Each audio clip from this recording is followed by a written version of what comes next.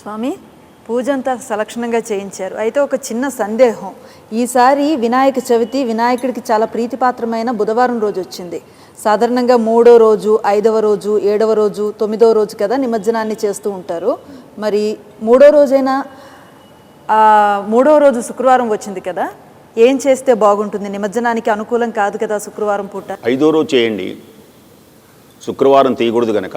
అయితే ఈ సంవత్సరం ఇంకొక గొప్ప విశేషం ఏమిటి అంటే 9 రోజులే చెయ్యాలి, 11 రోజులు చేయకూడదు. దేనికనంటే గ్రహణం 7వ తారీఖు నాడు వస్తుంది కనుక గ్రహణ శూల తగలకుండా ఉండడానికి 9 రోజులు మాత్రమే గణపతి నవరాత్రులు చేయాలని శాస్త్రం.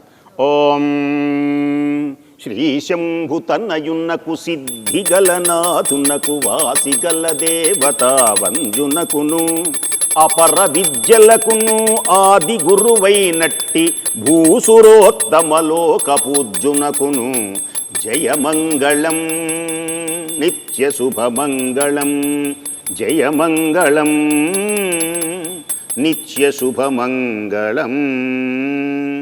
అందరూ ప్రేక్షకులు కూడా హారతి అందుకోండి, ధన్యులు కాండి. జయ బోలో గణేష్ మహారాజుకి జై. సాక్షి టీవీ ద్వారా చూస్తున్న అశేష ప్రజానీకానికి ఏ విధమైనటువంటి విఘ్నములు లేకుండా సకల విజయ పరంపరులై ఆయురారోగ్య ఐశ్వర్యవంతులై పుత్రపౌత్ర అభివృద్ధితో వర్ధిల్లెదరుగాక.